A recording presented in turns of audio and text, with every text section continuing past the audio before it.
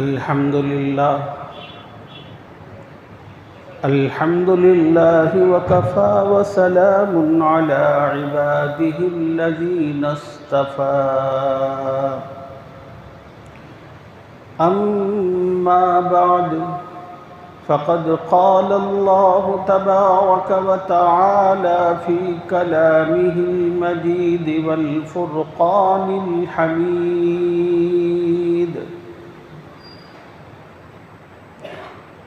أعوذ بالله من الشيطان الرجيم بسم الله الرحمن الرحيم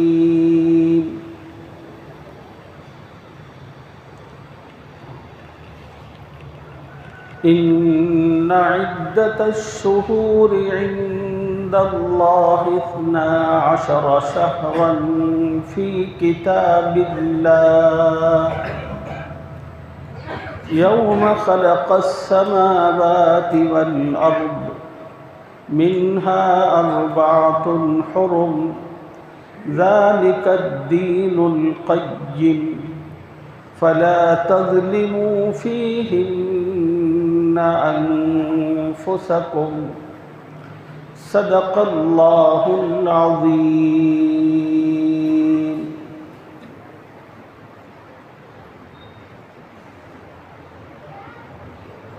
قابل احترام بزرگوں، نوجوان ساتھیوں، دین کی بات عظمت و احترام سے سننے والی ماؤں اور بہنوں، السلام علیکم ورحمۃ اللہ وبرکاتہ۔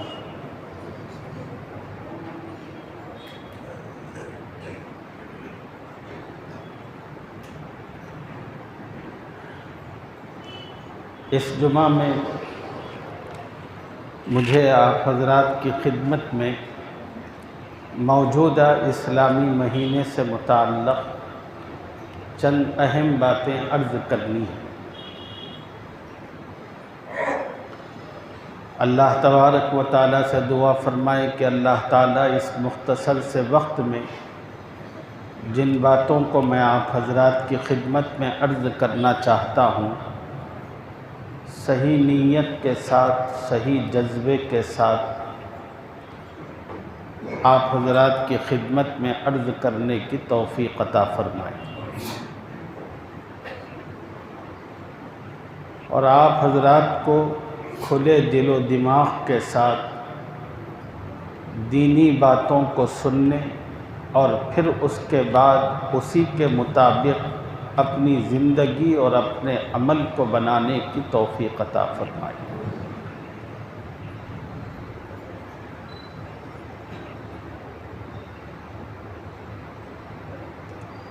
دینی مجلسوں میں جہاں کہیں کسی مسلمان کو حاضری کی اللہ تعالیٰ توفیق عطا فرمائے، ان تمام بھائیوں کو دینی باتیں اسی مقصد سے سننی چاہیے کہ تاکہ میں اللہ اور اس کے رسول کا حکم معلوم کر سکوں۔ اب پھر سوال یہ ہے کہ اللہ اور اس کے رسول کا حکم معلوم کرنا کیوں ہے؟ اس لیے کہ مجھے اس پر عمل کرنا ہے، اس کے مطابق اپنی زندگی اور عمل بنانا ہے۔ اسی مقصد اور جذبے کے تحت کہنا اور سننا ہو تو یہ عبادت کہلاتا ہے۔ اگر اس جذبے کو درمیان سے ہٹا دیا جائے تو بس وہ کانوں کی عیاشی ہے، اس کے سوا کچھ نہیں۔ اللہ تعالی ہم تمام کو اسی جذبے کے تحت دینی بات کہنے اور سننے اور اس کے مطابق عمل کی توفیق عطا فرمائے۔ میں نے ابھی آپ حضرات کی خدمت میں قرآن پاک کی ایک آیت مبارکہ پڑھی ہے۔ اس آیت سے متعلق چند باتیں عرض کرنا چاہتا ہوں۔ اللہ تعالیٰ اس آیت میں فرما رہے ہیں، ان عدت الشہور عند اللہ 12 شہرا فی کتاب اللہ۔ اللہ تعالیٰ کے نزدیک لوح محفوظ میں مہینوں کی تعداد 12 ہے۔ یوم خلق السماوات والارض، جب سے اللہ نے زمین اور آسمان کا نظام بنایا اس وقت سے اللہ تعالیٰ کے یہاں سال کی جو گنتی ہے وہ 12 مہینوں پر مشتمل ہے۔ ذالک الدین القیم منہا اربعۃ حرم، اور پھر ان 12 مہینوں کے اندر 4 مہینے بڑے محترم اور بڑے معزز ہیں۔ وہ 4 مہینے کون سے ہیں؟ امام بخاری رحمہ اللہ نے اپنی کتاب میں رسول اللہ صلی اللہ علیہ وسلم کی حدیث نقل فرمائی ہے۔ رسول اللہ صلی اللہ علیہ وسلم نے ارشاد فرمایا 3 مہینے وہ ہیں جو متواتر اور مسلسل آتے ہیں، ذی قعدہ، ذی الحج، محرم الحرام۔ یہ 3 مہینے تو وہ ہیں جو پے در پہ اور مسلسل آتے ہیں، اور 1 مہینہ وہ ہے جو بعد میں آتا ہے جس کو رجب المرجب کہتے ہیں۔ اللہ نے فرمایا کہ یہ 4 مہینے بڑے محترم ہے۔ ذالک الدین القیم، یہی مضبوط دین ہے۔ فلا تظلموا فیہن انفسکم، اللہ نے نصیحت فرمائی کہ ان مہینوں میں اور ان دنوں میں اپنے آپ پر ظلم مت کرو۔ اس کا کیا مطلب ہے؟ مفسرین نے اس کے 2 مطلب بیان فرمائے۔ پہلا مطلب اس آیت مبارکہ کا یہ بیان کیا، یہ 4 مہینوں کے اندر ان کی انتہائی عظمت بجا لاؤ، نیکیوں کو زیادہ سے زیادہ فروغ دو، اور گناہوں سے اور غلطیوں سے اپنے آپ کو بچاؤ۔ یوں تو اللہ نے ظلم کو سال کے 12 مہینوں میں حرام قرار دیا ہے، مگر 4 مہینوں کے اندر بطور خاص اللہ تعالیٰ نے اس ظلم سے منع فرمایا ہے۔ اللہ رب العزت نے فرمایا کہ ایک مسلمان کو ظلم سے یوں تو ہمیشہ ہر وقت بچنا ہے، مگر ان 4 مہینوں کے اندر بطور خاص ظلم سے بچنے کا اہتمام کرنا ہے۔ وہ ظلم ہے گناہوں کا کرنا، وہ ظلم ہے اللہ اور اس کے رسول کی نافرمانی انجام دینا۔ اللہ نے فرمایا کہ اس سے بچو۔ کیوں؟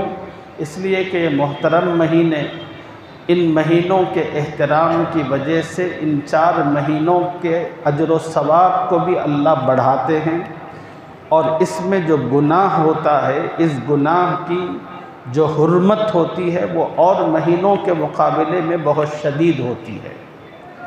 اللہ نے فرمایا کہ ویسے تو ہر وقت بچنا ہے، یہ 4 مہینوں میں بطور خاص بچنے کا اہتمام کرنا۔ دوسرا مطلب مفسرین نے اس کا یہ بیان فرمایا کہ لوگوں اس مہینے کی تعظیم کرو، اور اس مہینے کی تعظیم یہ ہے کہ جو ہی یہ مہینہ داخل ہو اس کے اندر جھگڑے، قتل و قتال، گالم گلوچ، ہر قسم کی چیزوں کو چھوڑ دو اور ترک کر دو۔ کیوں؟ اس لیے کہ زمانہ جاہلیت میں اسلام کی آمد سے پہلے تمام کے تمام مشرک اور کافر بھی ان 4 مہینوں کا بڑا احترام کرتے تھے۔ اتنا احترام کرتے تھے کہ جو ہی یہ مہینوں کے چاند نظر آتے وہ لوگ اپنی لڑائیاں ختم کر دیتے، جھگڑے چھوڑ دیتے، اور سامنے والا بھی اپنے جھگڑوں کو ختم کرتا۔ کہتے کہ پھر جب یہ محترم مہینے گزر جائیں گے پھر اس کے بعد لڑائی ہوگی۔ تو دوسرا مطلب اللہ تعالیٰ نے اس کا یہ جو لفظ فرمایا، مفسرین نے اس کا یہ مطلب بیان فرمایا۔ رجب کا مہینہ ہے تعظیم، اور رجب کو رجب اسی لیے کہا جاتا ہے کہ اس مہینے کی روز اول سے تعظیم ہوتی چلی آئی ہے۔ لوگ ان مہینوں کا بڑا احترام کرتے رہے۔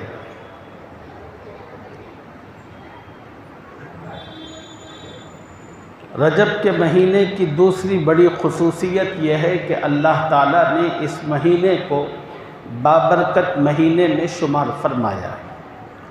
اس لیے ہر مسلمان کو اس مہینے کے اندر بطور خاص اپنے نیک اعمال کی مقدار میں حتی المقدور اضافہ کرنا چاہیے اور گناہوں کو کم سے کم بالکل ختم کر دینا چاہیے، تاکہ اس مہینے میں نیکی کے ذریعے ہم اللہ کا قرب حاصل کر سکیں۔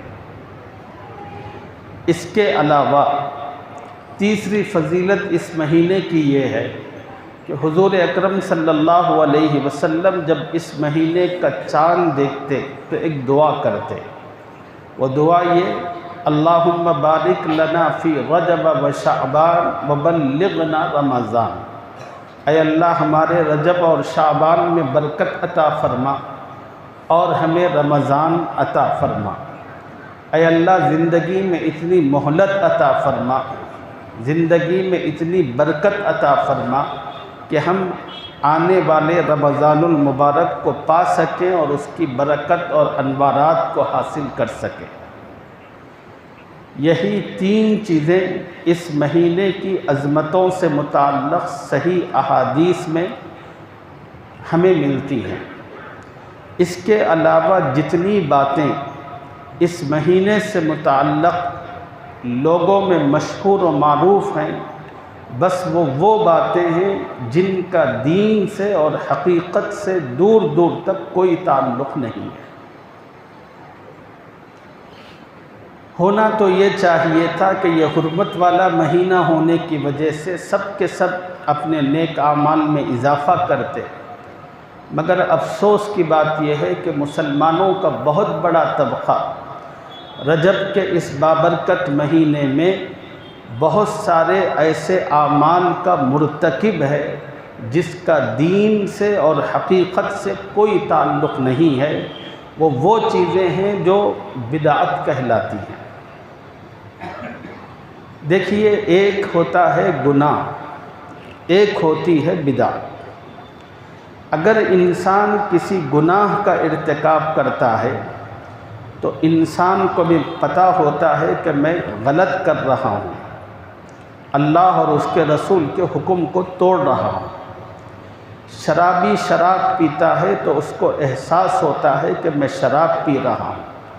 چور چوری کرتا ہے، بھلے وہ چوری کر رہا ہے لیکن اس کے دل میں احساس ہے کہ میں چوری کر رہا ہوں اور جس دین سے میرا تعلق ہے اس نے اس کو غلط کہا ہے، میں غلط کر رہا ہوں۔ سودی معاملات میں مبتلا آدمی سود سے متعلق کام کرتا ہے تو کام تو کر رہا ہے لیکن اس کو احساس رہتا ہے کہ میں غلط کام کر رہا ہوں، وہ کام جس سے خدا اور اس کے رسول نے منع فرمایا۔ تو جب انسان کو اپنی غلطی کا احساس ہوتا ہے تو پھر کبھی نہ کبھی خدا کی رحمت سے امید ہے کہ اللہ تعالیٰ اس پر ندامت کی کیفیت طاری کر دے۔ انسان کو موت سے پہلے کبھی احساس پیدا ہو کہ میں نے غلطی کی ہے، جب احساس ہوگا تو پھر وہ توبہ بھی کہے گا کہ اللہ میاں میں نے بڑی غلطیاں کی، بہت ساری چوریاں کی، بڑے زنا کیے، بڑے قتل کیے، وہ کام کیے جس سے آپ نے مجھے منع کیا تھا۔ اے اللہ میں بڑا کمینہ اور نمک حرام رہا آپ کا، کریم آقا مجھے معاف کر دے، تیرے سوا مجھے کوئی معاف نہیں کر سکتا۔ دوسری چیز ہے بدعت۔ بدعت کیا ہے؟ بدعت ہے نیک اچھے کام کو دین کا عمل سمجھ کر کرنا۔ بدعت کہتے کس کو ہیں؟ بدعت کسی برائی اور گناہ کا نام نہیں ہے۔ بدعت کہتے ہیں کسی اچھی چیز کو اچھا سمجھ کر پورے اہتمام کے ساتھ کرنا، یہ بدعت کہلاتا ہے۔ دین کے اندر اللہ نے جو حکم دیا ہے پورے قرآن اور احادیث میں دو ہی باتوں کا دیا ہے، اطیعوا اللہ و اطیعوا الرسول۔ اے ایمان والو، تم اللہ کا حکم مانو، رسول اللہ صلی اللہ علیہ وسلم کا حکم مانو، ان کی فرما برداری کرو۔ خدا نے جو کہا، رسول نے جو کیا، جو کہا، وہ دین ہے، اور اللہ کے نزدیک اسی دین کا اعتبار ہے۔ ان الدین عند اللہ الاسلام، اللہ کے نزدیک پسندیدہ مذہب دین اسلام اور پسندیدہ طریقہ محمد الرسول اللہ صلی اللہ علیہ وسلم کا۔ قرآن مجید میں اللہ نے اپنے حبیب سے متعلق، ہمارے پیارے رسول سے متعلق وضاحت فرمائی، کہا لقد کان لکم فی رسول اللہ اسوۃ حسنہ، لوگو میرے رسول تمہارے لیے بہترین آئیڈیل اور نمونہ ہے۔ زندگی کے ہر شعبے کے اندر، ہر معاملے کے اندر اگر تم کامیابی چاہتے ہو تو ہمارے رسول کی نقل کرو، ان کی اداؤں کو اپنی زندگی بناؤ، اس کے مطابق اپنے آپ کو لانے کی فکر اور کوشش اور جستجو کرو، یہ اللہ تعالیٰ نے حکم دیا۔ اب جب انسان اللہ اور اس کے رسول کے احکامات پر عمل کرتا ہے تو وہ دین ہے، وہ اللہ کے نزدیک مقبول ہے۔ اب اگر کوئی آدمی کسی اچھی چیز کو خدا اور رسول کے احکامات کے ساتھ عمل کرتا ہے، اس کو ضروری سمجھتا ہے، اس کو اپنی زندگی کا ایک حصہ اور جز بناتا ہے، تو اس کا مطلب کیا ہوتا ہے؟ اس کا مطلب یہ ہوتا ہے وہ جس چیز کو اچھا سمجھ رہا ہے، خدا کی سمجھ میں وہ چیز نہیں آئی۔ وہ جس چیز کو اچھا سمجھ رہا ہے وہ رسول کی سمجھ میں نہیں آئی۔ بھئی اگر وہ چیز اچھی ہوتی تو خدا خود کہتا، اگر وہ چیز اچھی ہوتی تو ہمارے رسول صلی اللہ علیہ وسلم ہمیں خود فرماتے۔ دین ہماری خواہشات کا نام نہیں ہے، یہ بنیادی بات ہے، اس کو دل و دماغ میں بٹھانے کی ضرورت ہے۔ دیکھیے، اذان کے موقع پر نماز سے پہلے اذان دینا یہ رسول اللہ صلی اللہ علیہ وسلم کی سنت ہے اور اللہ کا حکم ہے اور دین کا طریقہ ہے۔ درود شریف دین اسلام کی ایک مقبول اور اہم ترین عبادت اور ایک مومن کے لیے ایک مقبول ترین وظیفہ ہے، لیکن کسی عبادت کو کسی میں گھسیڑ دینا اور کسی عبادت کو کسی کے ساتھ ملانا، یہ دین اسلام اس کی اجازت کسی انسان کو نہیں دیتا۔ دین اسلام یہ کہتا ہے کہ ہر چیز کی جو اجازت ہے وہ اللہ کی ہے اور اتھارٹی خدا نے رسول اللہ صلی اللہ علیہ وسلم کو دے رکھی تھی، اور نبی صلی اللہ علیہ وسلم تو اب ہمارے درمیان موجود نہیں ہیں۔ آپ آرام فرما رہے ہیں اور اپنے قلبی انوارات کے ذریعے امت کو منور اور مالا مال کر رہے ہیں۔ اب اس دین کو جو ہم تک پہنچا ہے اللہ کی کتاب کے ذریعے، رسول اللہ صلی اللہ علیہ وسلم کے عمل اور آپ کے ارشادات کے ذریعے، اب ہماری ذمہ داری ہے کہ اس دین کو، ان باتوں کو ہو بہو اپنی زندگی میں لانا۔ کسی مسلمان کو اس کا حق اور اختیار نہیں ہے کہ مجھے فلاں چیز اچھی لگتی ہے یہ کروں گا، اس کا اختیار اور حق نہیں ہے۔ جمعہ کی 2 رکعت ہے کہ 2 ہی پڑھنی ہے۔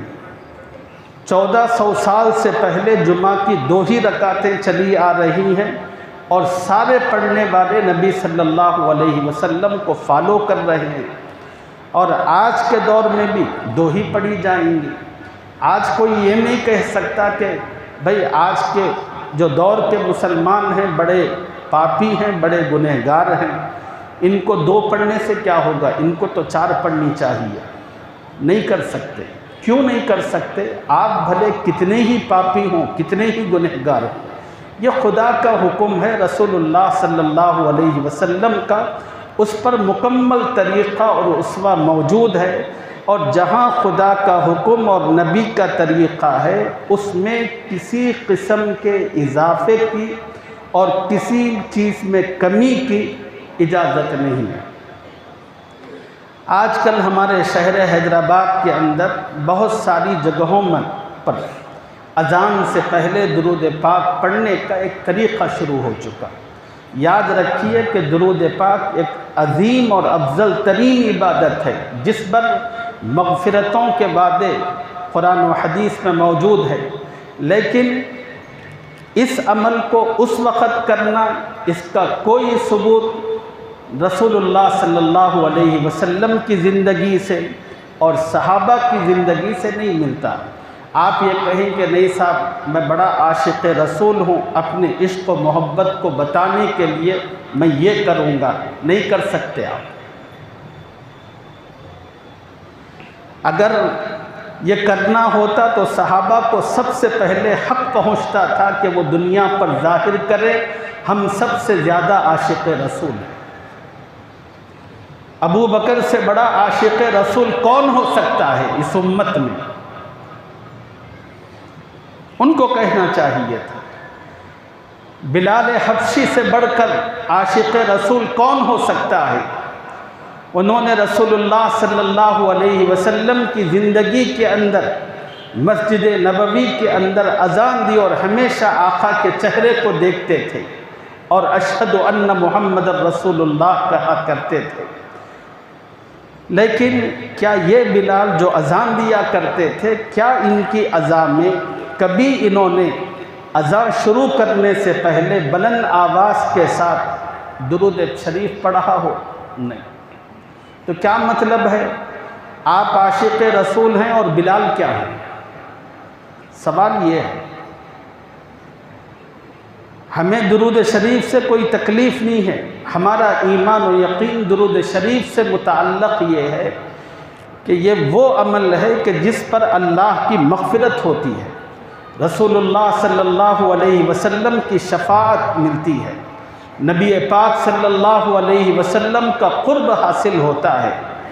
آپ کو جو چیز اچھی لگ رہی ہے اس کو یہاں سے ہٹا کر وہاں کروں گا، اس کو اس سے ملا دوں گا، اس کی اجازت دنیا میں کسی کو حاصل نہیں ہے، اور اگر کوئی کرتا ہے تو اسی کو بدعت کہتے ہیں۔ میں آپ کو یہ سمجھا رہا تھا کہ ایک ہوتا ہے گناہ اور ایک ہوتی ہے بدعت۔ گناہ اور بدعت میں ایک فرق ہے بنیادی، وہ یہ ہے کہ جو انسان گناہ کرتا ہے، کرنے والے کو بھی احساس ہوتا ہے کہ میں گناہ کر رہا ہوں، اس احساس کی بنیاد پر کبھی اس کو اللہ ندامت دے تو وہ توبہ کرے گا۔ جو آدمی بدعت کا ارتکاب کرتا ہے اس کو زندگی میں موت تک کبھی احساس نہیں ہوتا کہ میں غلط کر رہا ہوں۔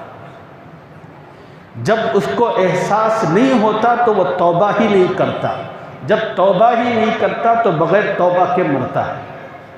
پھر ایسے شخص کی مغفرت بہت مشکل ہے۔ حضور اکرم صلی اللہ علیہ وسلم جب بھی خطبہ دیتے، اکثر خطبوں میں نبی صلی اللہ علیہ وسلم صحابہ کے سامنے چند جملے کہا کرتے تھے۔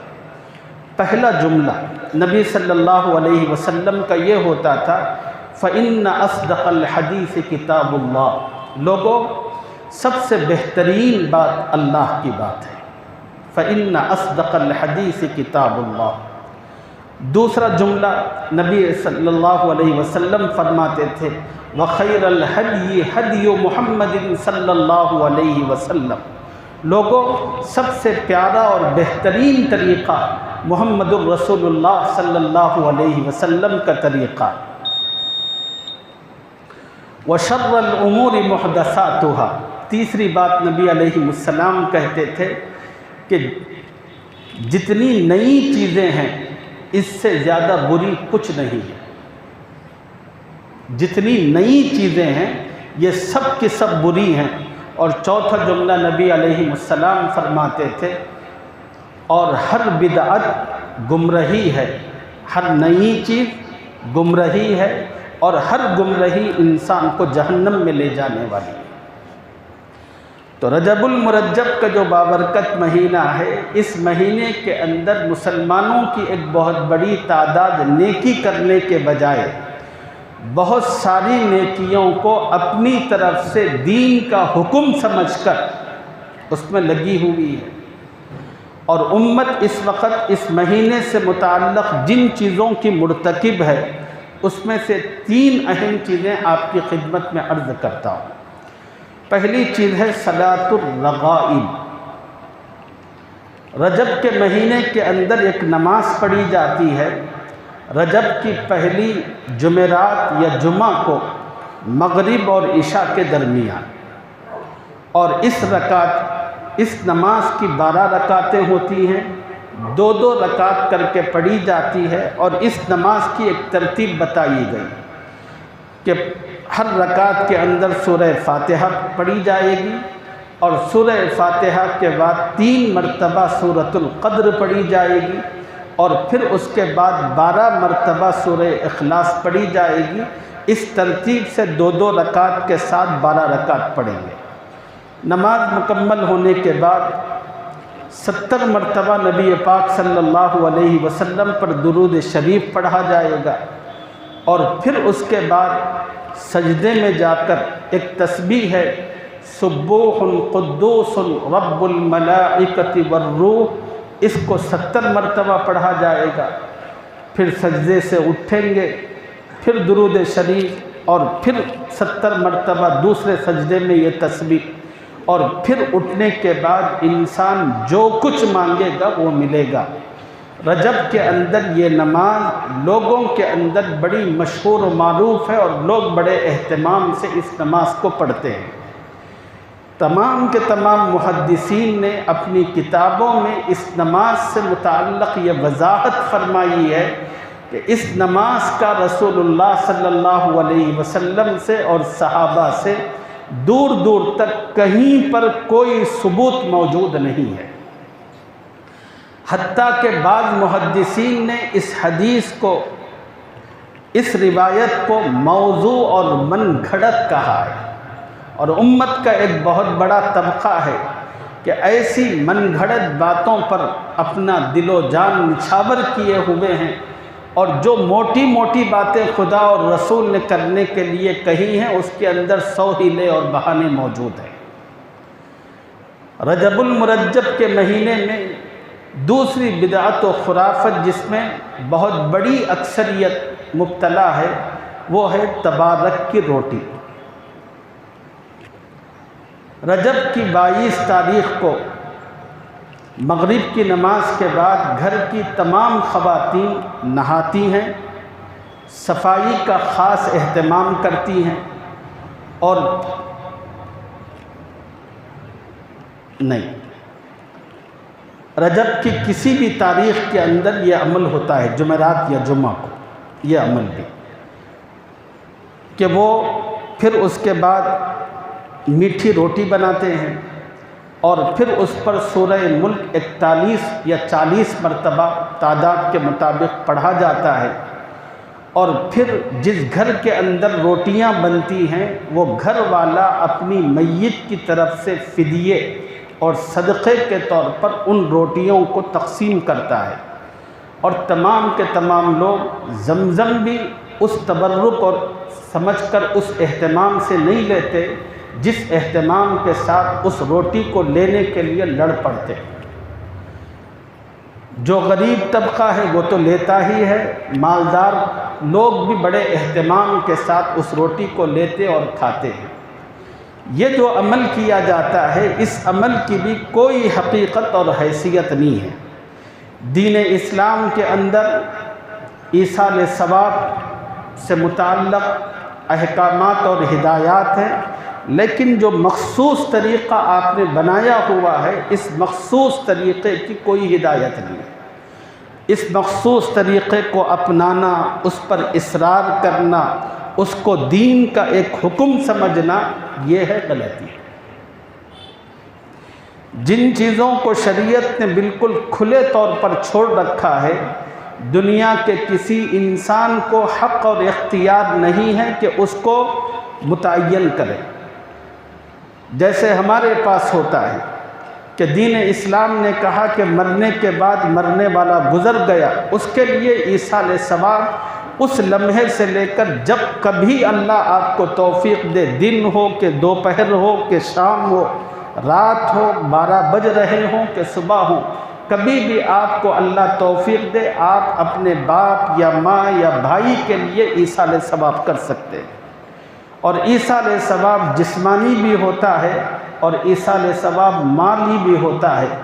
مالی یہ ہے کہ آپ نے کسی غریب کی کچھ پیسوں کے ذریعے مدد کر دی اور یہ نیت کر لی کہ اے اللہ ان پیسوں کا ثواب جو بھی آپ کی طرف سے مقدر ہے یہ میرے باپ کو عطا فرما دیجیے یا میری ماں کو عطا فرما دیجیے، یا آپ نے کسی کو کھانا کھلا دیا، کسی غریب کا پیٹ بھر دیا، اور آپ کہیں کہ اے اللہ کھانے کھلانے کا جو اجر و ثواب ہے اے اللہ اس کو میرے باپ تک اپنے کرم سے پہنچا دیجیے، بس یہ۔ اور جسمانی اعتبار سے آپ کچھ کلام پاک کی تلاوت کر لیں، کچھ ذکر کر لیں، کر کے کہیں کہ اے اللہ میں نے جو اتنے مرتبہ آپ کا پاک نام لیا ہے اس کا جو ثواب ہے یہ میرے باپ کو عطا فرما دیجیے۔ شریعت نے کوئی حد متعین نہیں، جس چیز کو کھلا چھوڑا وہ چیز کھلی ہے۔ اب ہم لوگوں نے جو کیا، جو غلطی کی، وہ یہ کہ اب اس کو مختلف قسم کے رسم و رواج کی شکل دی۔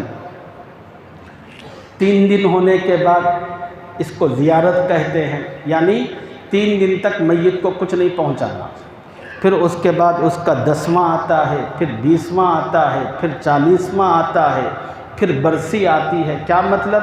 1 سال گزرنے کے بعد پھر کبھی آپ میت کو یاد نہیں کریں گے۔ یہ جو آپ نے خود سے چیزوں کو، طریقوں کو اختیار کیا ہے، اس کا کوئی ثبوت نہیں ہے، نہ اللہ کی جانب سے ہے نہ رسول اللہ صلی اللہ علیہ وسلم کی طرف سے ہے۔ بھائیوں، میں کسی پر طنز نہیں کر رہا، خدا کی قسم، میرا مقصد ہے کہ سچائی اور حقیقت کو آپ کے سامنے رکھنا، تاکہ حقیقت آپ کی سمجھ میں آ جائے، خدا اپنے کرم سے آپ کو سمجھا دے۔ کسی پر چھیٹا مارنا اور کسی کی تنقید، کسی کو بے عزت کرنا، خدا کی قسم میرا کبھی یہ مقصد نہیں رہا۔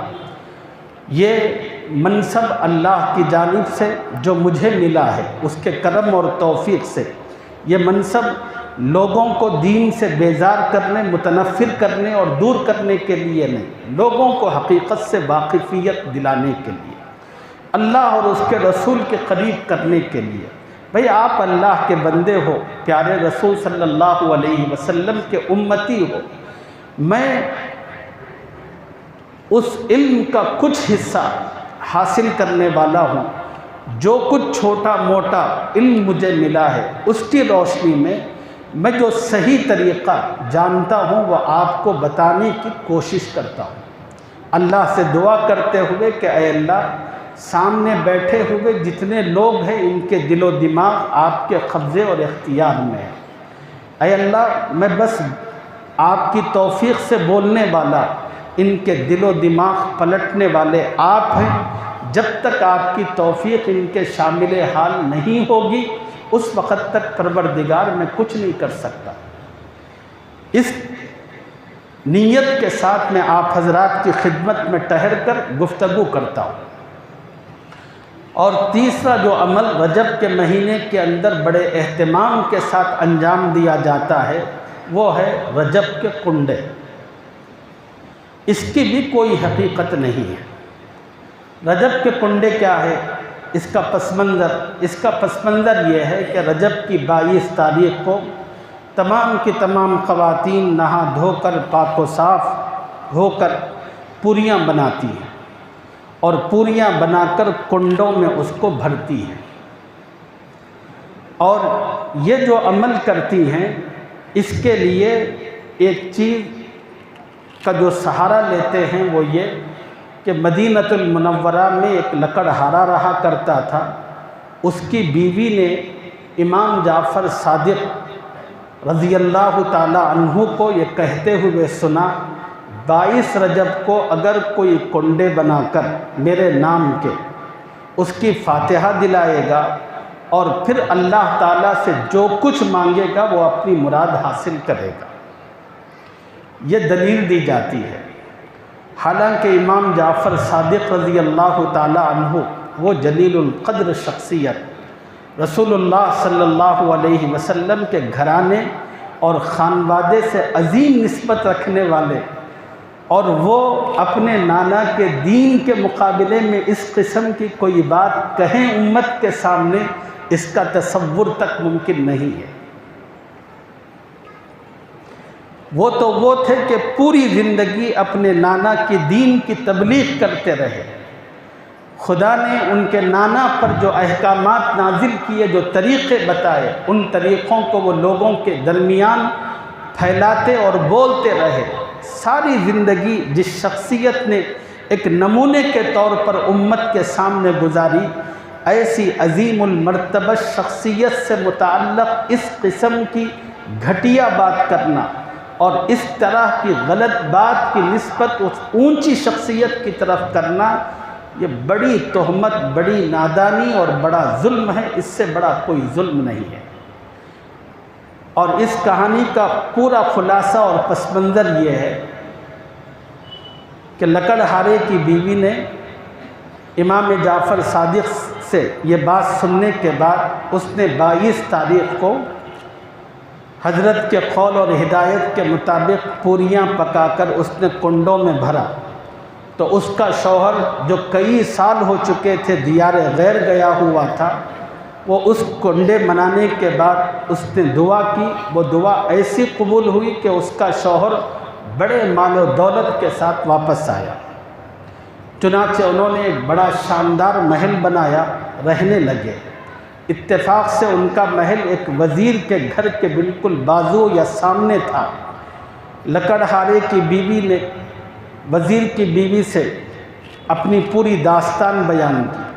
وزیر کی بیوی نے اس کا مذاق اڑایا، تو ہوا یہ کہ چند دنوں کے بعد وزیر کی نوکری ہی چلی گئی۔ پھر اس کے بعد وزیر کی بیوی کو اپنی غلطی کا شدید احساس ہوا اور اس نے توبہ کی، اور پھر اگلے سال اس نے رجب کے موقع پر کنڈے کرتے ہوئے اور پوریاں بھر کر رکھتے ہوئے اس کی تلافی کی، تو پھر چند ہی دنوں کے اندر اس کے شوہر کی وزارت نوکری بحال ہو گئی۔ اب اس کے بعد سے وہ پورے علاقے کے لوگ ہر سال بڑے اہتمام کے ساتھ رجب کے کنڈے کرتے ہیں۔ یہ پوری فلسفی ہے، ایک کتاب ہے اس پوری کہانی پر مشتمل، اور بڑی تفصیلی ہے کہ میرے پاس اتنا وقت اور موقع نہیں کہ اس کہانی کو پوری تفصیل سے آپ کی خدمت میں رکھوں۔ شارٹ طریقے پر جو ہو سکتی تھی وہ میں نے آپ کی خدمت میں رکھی۔ اب یہ جو 22 تاریخ کو پوریاں بنائی جاتی ہیں اور کھیر پکائی جاتی ہے اور اس کی نسبت امام جعفر صادق کی طرف کی جاتی ہے، میں ایک بات پوچھنا چاہتا ہوں ٹھنڈے دل کے ساتھ، یہ بتائیے کہ 22 تاریخ امام جعفر صادق کی پیدائش کی تاریخ ہے یا وفات کی تاریخ ہے؟ بس میرا ایک سوال ہے۔ 22 رجب کی جو تاریخ ہے، امام جعفر صادق کی پیدائشی تاریخ ہے یا وفات کی تاریخ ہے؟ جب آپ کتابیں اٹھا کر دیکھیں گے تو آپ کو پتہ لگے گا کہ 22 رجب کی تاریخ امام جعفر صادق کی نہ پیدائش کی تاریخ ہے نہ وفات کی تاریخ ہے۔ آپ کی پیدائش کی تاریخ رمضان المبارک ہے اور آپ کی وفات شوال میں ہوئی۔ تو پھر یہ ہے کیا؟ جب اس کی کھوج کی گئی تو پتہ چلا کہ 22 تاریخ صحابی رسول حضرت امیر معاویہ کی وفات کی تاریخ، اور جتنے شیعہ ہیں ان کو امیر معاویہ سے جو بغض اور دشمنی تھی اس کی کوئی حد اور انتہا نہیں۔ جب امیر معاویہ کا انتقال ہوا تو تمام کے تمام شیعہ خوشیوں سے پھول کر کپا ہو گئے۔ اس خوشی و مسرت میں وہ مٹھائی کھاتے تھے بنا کر، اور اپنے اپنے لوگوں کے اندر مٹھائی تقسیم کرتے تھے۔ چند دنوں تک تو خفیہ طور پر یہ لوگ کرتے رہے۔ جب چند سال گزرنے کے بعد بات پھوٹی کہ یہ لوگ اس تاریخ کے اندر ایسا کرتے ہیں، کیوں معلوم کریں؟ تو انہوں نے فوراً ایک جھوٹی کہانی گھڑ کر امام جعفر صادق کی طرف اس کو منسوب کیا۔ ان کو تکلیف تھی کہ امیر معاویہ کے انتقال کی خوشی ہم مناتے ہیں، سنی نہیں مناتے، سنیوں کو بھی اس میں شریک کرنے کے لیے ایک سازش رچی گئی، اور سازش کے تحت امام جعفر صادق کی طرف اس تاریخ کو منسوب کر کے تمام سنیوں کو کھیر پوریوں کے اندر مشغول و مصروف کیا گیا۔ یہ جو 22 تاریخ ہے، جس کو رجب کے کنڈے کہتے ہیں، دشمنان صحابہ کی جانب سے تیار کی گئی ایک سازش ہے، اور ہم اس کو دین کا ایک عمل سمجھ کر بڑے اہتمام کے ساتھ کر رہے ہیں۔ بھائیوں، آپ جن اعمال کے اندر ہیں، کبھی اللہ آپ کو توفیق دے تو اس کو معلوم کر لیجئے، کسی بھی عالم سے آپ کی مناسبت ہو کہ بھائی میں یہ جو عمل کر رہا ہوں، کیا اس عمل کا قرآن سے، رسول اللہ صلی اللہ علیہ وسلم سے، صحابہ سے کوئی ثبوت ہے؟ اگر ثبوت آپ کو ملتا ہے تو سر آنکھوں پر رکھیے، اس کو کیجیے، اور اگر وہ یہ ثبوت نہیں دے سکے، نہیں میاں گھاٹے کی باتیں کرنا ہے، یہ جو باتیں ہیں یہ کام آنے والی نہیں ہیں، اس سے سوائے نقصان کے کچھ آپ کو حاصل نہیں ہوگا۔ اللہ مجھے اور آپ کو اپنے کرم سے دین کا صحیح فہم اور سمجھ عطا فرمائے، آمین یا رب العالمین، وآخر دعوانا الحمد للہ رب العالمین۔